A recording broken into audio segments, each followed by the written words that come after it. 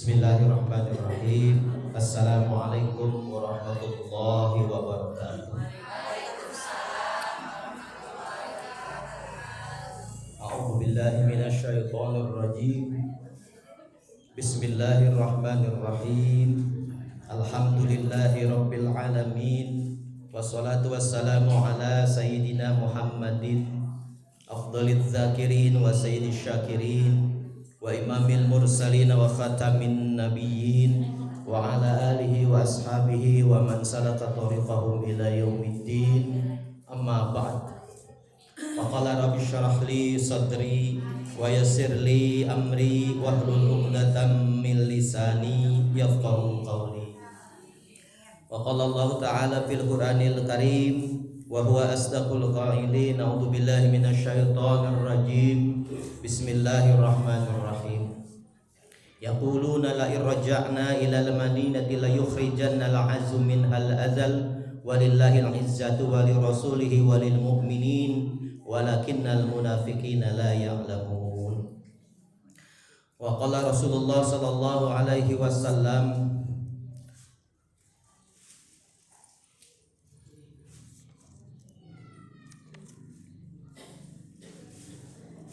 idza ahabballahu qauman ibtalahum.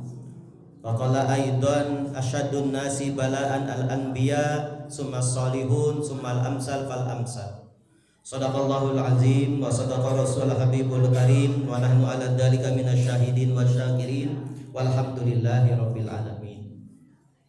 Senantiasa kita bersyukur kepada Allah Subhanahu wa taala atas nikmat darinya, terutama nikmat iman, nikmat Islam, juga nikmat-nikmat yang lainnya.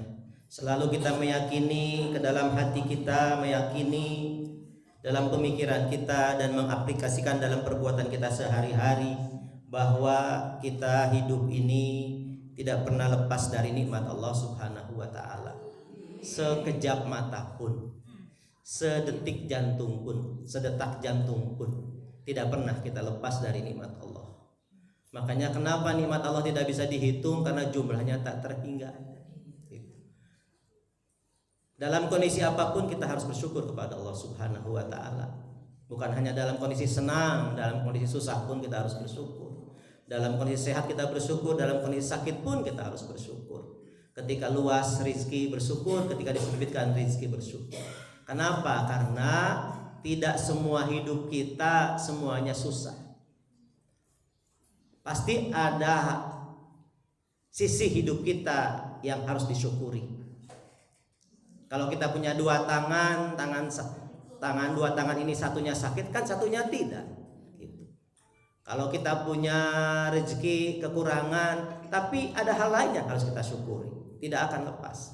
Pasti ada hal dari Allah yang patut kita syukuri, apapun hidup kita. Karena selalu saya mengingatkan pribadi dan jamaah semuanya, bagaimana Rasul mencontohkan kondisi ketika hidup senang dan susah. Dua-duanya bersyukur. Rasul mencontohkan dengan doa, kalau sedang beliau mendapatkan kesenangan hidup, keluasan rizki, beliau berdoa, alhamdulillahi binikmatihi tatimus sholihat. Segala puji bagi Allah yang dengan nikmatnya lah sempurna amal-amal solih. Tapi ketika beliau sedang kesusahan, banyak masalah, mengalami tekanan-tekanan dalam hidup, beliau juga bersyukur dengan mengucapkan doa alhamdulillahi ala kulli halin. Segala puji bagi Allah atas segala sesuatu. Dalam kondisi apapun kita bersyukur kepada Allah. Ini terus dilatih dalam hidup kita.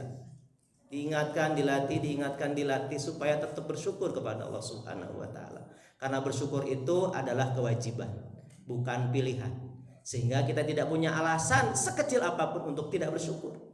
Apapun kondisi kita, bagaimanapun kondisi kita, seberat apapun hidup kita, tetap harus bersyukur kepada Allah Subhanahu wa taala. Karena kalau tidak bersyukur, rugi kita. Sudah mah hidup teu pararugup, teu ngarareunah, teu bersyukur, sudah lepas. Ya, wa in kafartum inna azabi lasyadid. Kalau kufur, siksa Allah sudah menunggu kita. Naudzubillah summa naudzubillah. Makanya kita senantiasa bersyukur. Termasuk sore hari ini bersyukur kepada Allah. Allah mudahkan langkah kaki kita menuju masjid ini, menuju majlis taklim, menuju taman-taman surga Allah di dunia. Mudah-mudahan ini adalah isyarat langkah kaki kita sekarang ini di dunia, ya, dari rumah ke sini adalah isyarat langkah kaki kita menuju surga Allah Subhanahu wa taala. Amin ya rabbal alamin. Salawat dan salam semoga senantiasa Allah limpahkan kepada junjungan kita Habibana wa Nabiyana Muhammad sallallahu alaihi wasallam, keluarganya, para sahabatnya, dan kita sekalian umatnya sampai hari kiamat. Hadirin jamaah Majlis Taklim Masjid Nurul Huda yang dirahmati Allah Subhanahu wa taala. Ini sudah Al-Fatihah tadi. Sebelum kita mulai, kita sampaikan dulu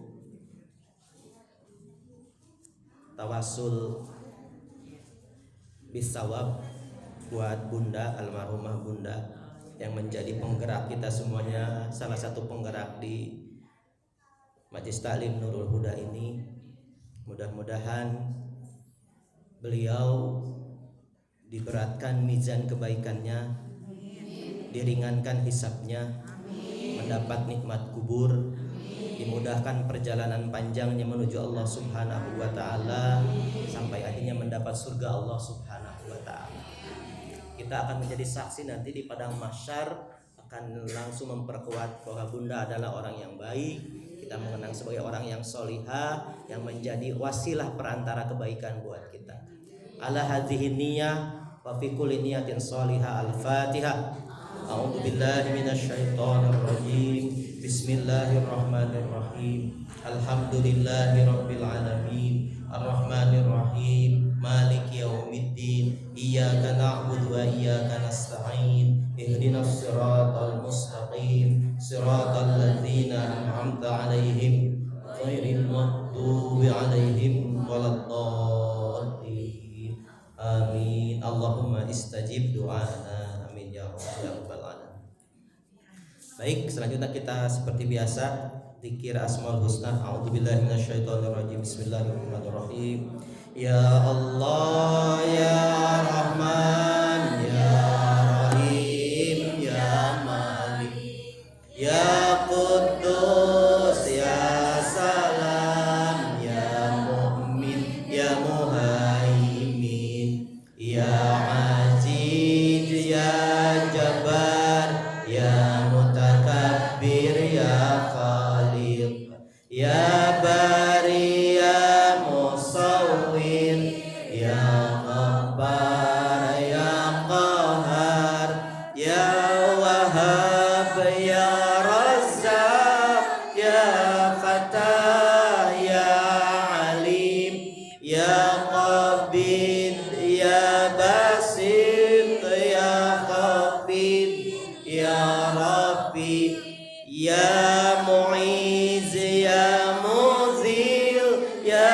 Sami' ya Basir ya Hakam ya Adal ya Latif ya Khabir ya Halim ya Azim ya Ghafur ya Syakur ya Ali ya Kabir ya Hafid ya Muqim ya Hasib ya Jalil ya Karim ya Raqib ya Mujib ya Wasi' ya Hakim ya Wadud ya Majid ya Ba'if ya Syahid ya Haq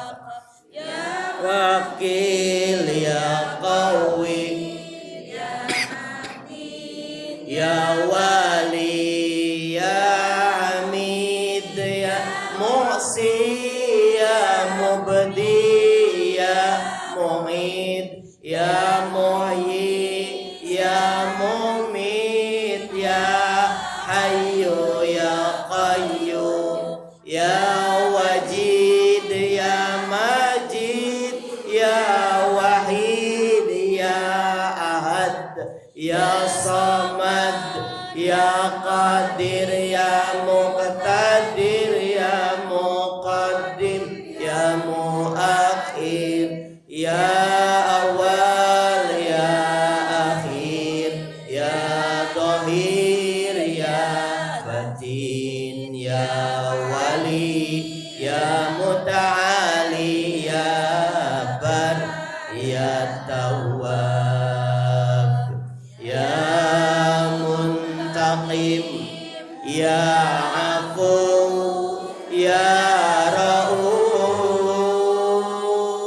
Ya Malikal Mulki, Ya Dzal Jalali wal Ikram, Ya Muqsit, Ya Jami, Ya Ghani, Ya Mughni, Ya Mani, Ya Dhar, Ya Nabi, Ya Nur, Ya Hadi, Ya Badi, Ya Baqi, Ya Waris, Ya Rashid, Ya Sabur, Ya Allah, Ya Allah, Ya Allah.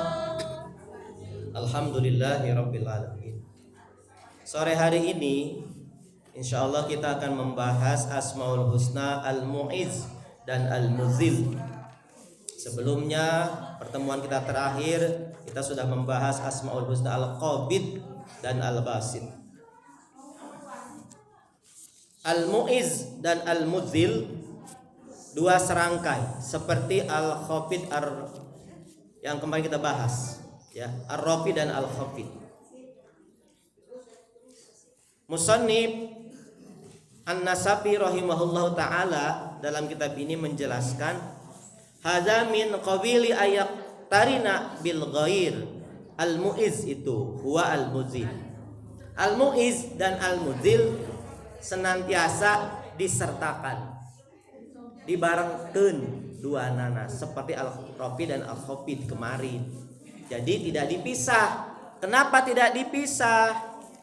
Kaila yufhama minhu ikhtisasu tasarrufihi bil ba'di minal umur. Supaya tidak ada kesannya sebagian, hanya sebelah gitu maksudnya. Al-Mu'izz itu kalau kita terjemahkan, terjemahannya memuliakan, mengagungkan, menguatkan, bisa tiga. Mengagungkan, memuliakan, menguatkan. Allah yang maha memuliakan, maha mengagungkan, maha apa? Menguatkan. Tiga maknanya. Kesannya kalau tidak disertakan dengan al-muzil, kesannya itu Allah menguatkan semua hambanya, semua makhluknya. Apa saja dikuatkan oleh Allah, dimuliakan semuanya. Orang kafir dimuliakan, antara sholat dimuliakan. Masih kena akrab jeung bangke dimuliakan. Semua dimuliakan. Al-Mu'izz. Kalau nggak ada yang dimuliakan, berarti Allah nggak Al-Mu'izz dong. Makanya dipasangkanlah Al-Muzil. Al-Muzil itu lawannya. Tiga lawannya. Satu, Allah menghinakan. Dua, Allah merendahkan. Allah melemahkan. Kebalikannya. Gitu. Al-Mu'izz memuliakan, Al-Muzil menghinakan. Al-Mu'izz mengagungkan, Al-Muzil merendahkan.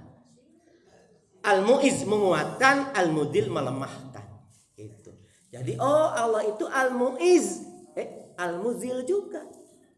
Nanti ada kriteria. Siapa yang dimuliakan oleh Allah dan siapa yang direndahkan oleh Allah. Gitu. Itulah maknanya kenapa kata Syekh An-Nasafi disertakan berdua, kembar. Seperti mata uang, seperti syukur dan sabar, tidak dipisah. Makanya tadi kan pelajarannya syukur itu setiap saat, setiap kondisi apapun. Seperti uang, logam sebelah kanan kirinya itu, atas bawahnya itu nggak bisa dipisah. Kalau dipisah satu, hancur satu.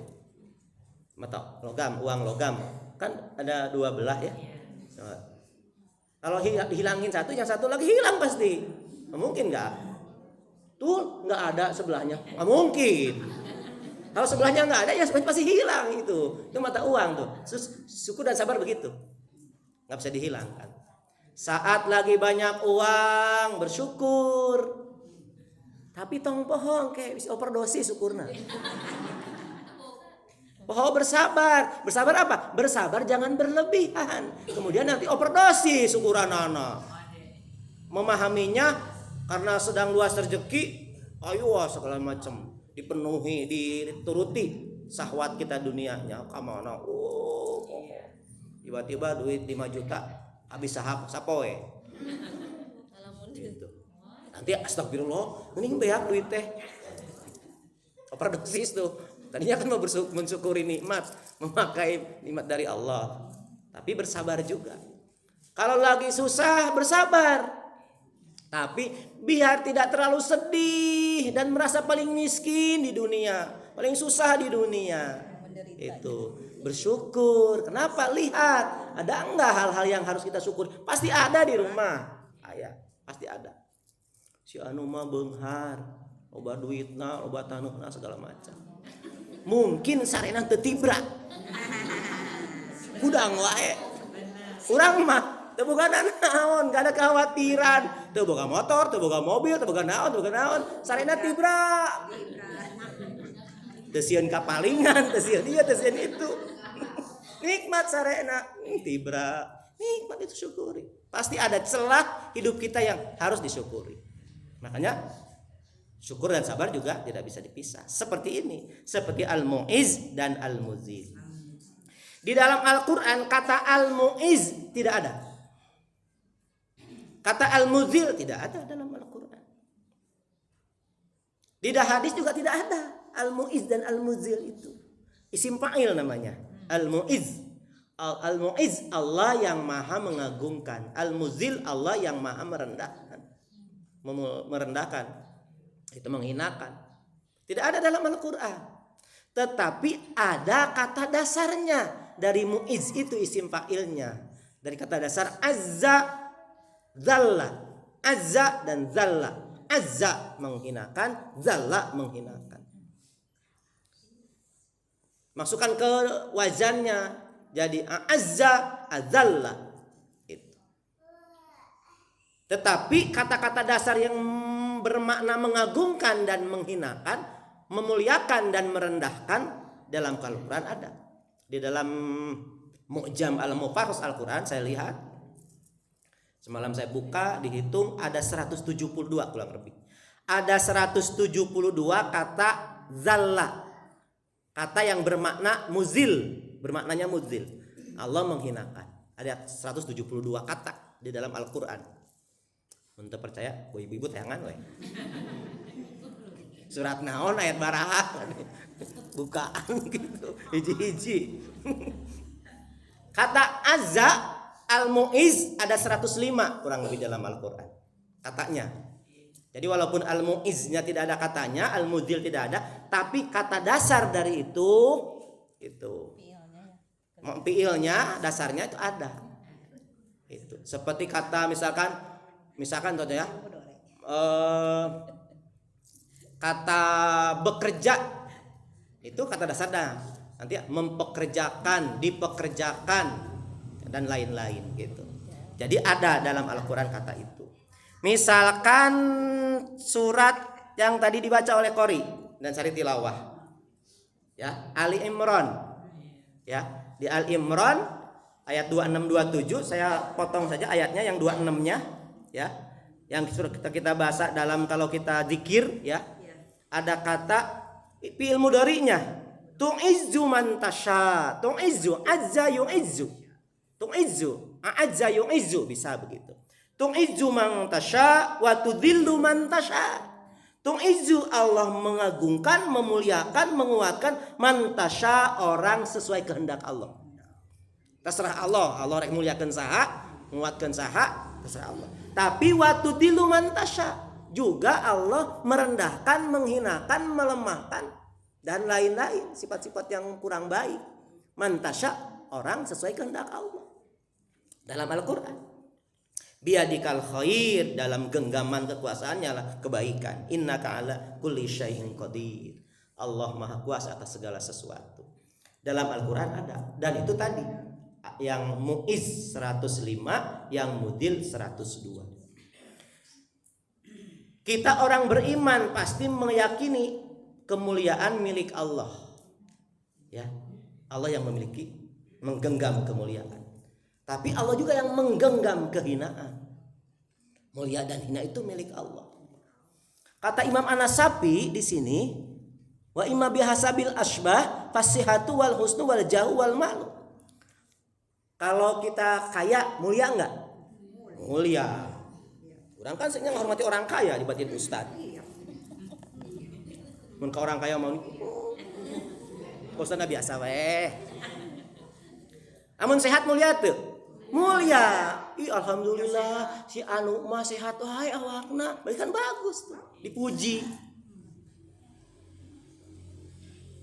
Pejabat mulia enggak? Mulia. Dihormat mun datang teh. Aya Pak Lurah.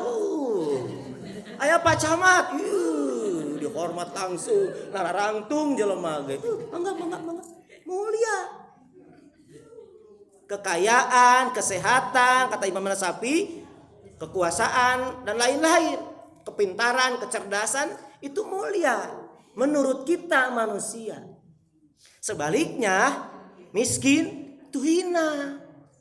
Ya kan? Hina menurut kita. Kita banyak menciptakan orang miskin kan? Kadang-kadang si anu mah teu dihargai kita kalau miskin mah. Tidak dianggap. Sakit, si anu mah merenyi. Jarang hadir ngajinya oge. Geringan wae. Jadi kesannya rendah gitu, hina. Sakit itu, sakit-sakitan itu kurang baik, kesannya itu hina. Gitu. Makanan, olahraga, makanan sing sehat, segala macam kesehatan gitu. Sakit itu bodoh, hina. Mut manusia. Tidak berkuasa, kita kayak jelata, hina. Bisa ada orang ke istana. Sosoloyongan ka ditu. Teu bisa. Dijagaan ku pas pampres teu meunang. Padahal eta gedung dibangun duit saha duitna? Duit urang, duit rakyat. Gedung urang eta teh. Gedung urang. Dipakai ku parahanana penguasa pejabat. Urang teu menang sembarangan asup. Karena naon? Urang jelata hina. Teu sembarangan asup. Beda jeung pejabat, Pak.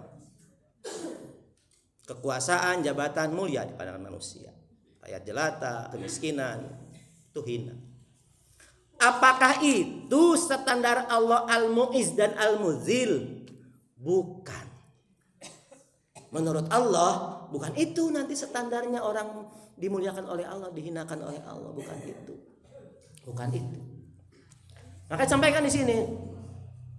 Hanya Allah pemilik keagungan, kemuliaan, kekuatan, dan Allah yang memiliki kerendahan, kelemahan, kehinaan. Al-izzatu fi adamil hajat. Allah itu tidak butuh siapapun dan apapun. Beda jeung urang. Urang mah butuh segala rupa. Butuh segala macam.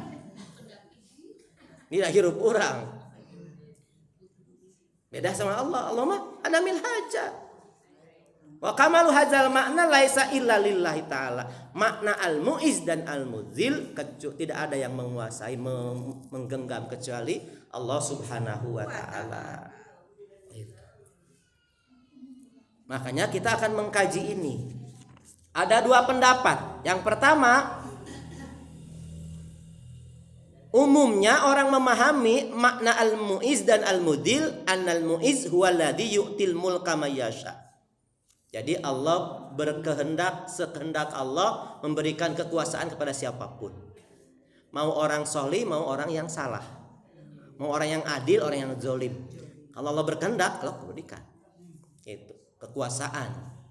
Walaupun itu bukan standar kemuliaan. Begitu juga Allah Subhanahu wa ta'ala al-muzil huwallazi yaslubuhu amma yasha. Allah mampu mencabut kekuasaan dari seseorang sekehendak Allah. Itu. Jadi Allah yang menggenggam. Jadi Asmaul Husna Al-Mu'izz dan Al-Mudzil itu memberikan makna kepada kita Allah lah yang menguasai kemuliaan dan menguasai kehinaan hambanya. Itu. Jadi kalau kita minta kemuliaan, mintanya kepada Allah, jangan kepada manusia. Kalau kita meminta dijauhkan dari kehinaan, mintanya sama Allah, jangan sama manusia. Sama manusia mah terbatas, mulianya terbatas, hinanya juga terjauhkan, terjaganya terbatas. Sama Allah tidak. Wa anil masyayi al-mu'izz huwallazi a'azza awliya'ahu bi ismatihi summa naqalahum ila dari karomatihi. Contohnya para solihin, para aulia, orang-orang yang mulia di hadapan Allah, para kekasih Allah, dimuliakan oleh Allah Subhanahu wa taala dengan dijaga dari kemaksiatan misalnya. Dan kemudian wal muzil huwallazi adalah a'dahu bi irmani ma'rifati. Allah menghinakan musuh-musuhnya, orang-orang yang tidak beriman kepada Allah, dengan Allah halangi pengetahuan dia tentang Allah Subhanahu wa taala. Dia terhalang dari beriman kepada Allah, dari beramal sholih. Maka kemudian summa naqalahum ila dari uqubatihi. Allah arahkan kemudian hari nanti ke dalam siksa Allah Subhanahu wa taala. Nah, kita akan pahami dari mana ini, Masya Allah kalau dipahami betul ini Asmaul Husna ini. Jadi Allah itu memuliakan dan menghinakan hambanya tidak berkaitan dengan apapun kedudukannya. Cuma satu, Allah memuliakan seseorang, Allah al-mu'izz bit-ta'at, bit-taqwa. Allah memuliakan hambanya dengan ketakwaan, dengan ketaatan. Apapun kondisi dia, kalau dia taat, kalau dia takwa, dia mulia. Kuncinya pegang, supaya kita tidak putus asa dalam hidup. Yang kedua, Allah itu al-muzil bil ma'as. Allah menghinakan seseorang karena maksiat kepada Allah. Apapun kondisinya, bagaimanapun dia kondisinya, kalau dia maksiat kepada Allah, dia durhaka kepada Allah, dia mujrim, dia pendosa, Allah hinakan. Ini yang harus kita pahami. Makanya harus ngatur diri kita, jangan sampai salah nanti. Ya, orang yang dihinakan kurang dimuliakan. Misalkan ya diurang, aya jelema tara salat. Tapi bonghar, sok merehan duit, kumpulkeun sapinggu. Mun kapanggih di jalan teh mun merendah-rendah diri urang teh karena karena bager sok mere padahal dia tara ibadah, misalkan bukan nama tukang maksiat we dah. Kita memuliakan orang itu, padahal kalau lihat indikasinya dia orang yang dihinakan sama Allah Subhanahu wa taala. Gitu. Makanya jangan sekedar memuliakan orang kaya karena kekayaannya, jangan. Saya cari hadis Nabi yang dulu pernah saya ingat, ketemu hadis riwayat Baihaqi. Man tawaddo'a li ghaniyin li ginahu dzahaba sulusadini. Sahih. Barang siapa memuliakan orang kaya karena kekayaannya, karena dia sok mere, dzahaba sulusadinihi, maka leungit sepertilu agama orang. Tinggal 2/3 deui berarti agama orang. Teuing naon tan leungit? Mana sepertilu agama orang leungit we. Namun orang merendahkan diri di hadapan orang kaya karena kekayaannya. Apa yang dibolehkan menghormati orang lain karena usia? Dia lebih tua dari saya, silahkan hormati dia. Oh, dia lebih alim dari saya, silahkan hormati dia. Dia punya ilmu, dia ini, dia itu. Jangan karena kekayaannya. Kekayaan itu identik dengan dunia, dan dunia dicela habis-habisan dalam Al-Quran oleh Allah, dicela oleh Rasul dalam hadis. Dunia itu dunia yang melalaikan kita dari akhirat, menjauhkan dari Allah, dari kebaikan dan dari nilai-nilai akhirat, dicela oleh Allah Subhanahu wa taala. Nah, ini maknanya, makna al-mu'izz dan al-mudzil. Dulu saya pernah bahas juga tentang istidraj. Nah, ini menguatkan nih mananya ya. Dalam hadis Rawahul Ahmad, sahih hadisnya. Idza ra'aitallaha al-abda idza ra'aitallaha yu'til abda minad dunya ala ma'asihi fahuwa istidraj. Bila kamu melihat Allah memberikan dunia kepada orang yang dalam maksiat, maka yakini itu adalah istidraj. Kayak tadi, ada orang yang berlimpah hartanya, berkuasa, luar biasa, hidupnya senang luar biasa, tapi dia tukang maksiat. Misalkan dia suka main judi, kita tahu, suka ngaribakeun, kan maksiat itu. Bandar bangke, nah dia bandar bangke, bandar bang keliling, itu maksiat itu. Itu maksiat itu. Maka itu istidraj. Jangan iri. Jangan seperti Bani Israel iri kepada Qarun saat dia lewat dengan pasukannya, dengan gudang petinya yang dibawa dengan berekor kuda banyak, itu lewat. Layatani hadza gitu kan. Ingin sekali saya seperti orang ini gitu, seperti Qarun gitu. Padahal dia ahli neraka. Jangan sampai orang ya, cemburu kepada orang yang banyak harta tapi bukan ahli taat. Nauzubillah summa nauzubillah. Nah, semakin jelas berarti Allah memuliakan seseorang karena takwa dan ketaatannya, dan menghinakan seseorang karena kemaksiatan dan dosa-dosanya. Gitu. Tinggal kita menempatkan diri. Jadi jangan sampai kita putus asa ketika hidup kita tidak sesuai dengan harapan-harapan kita. Itu. Ingat, kita masih punya harapan.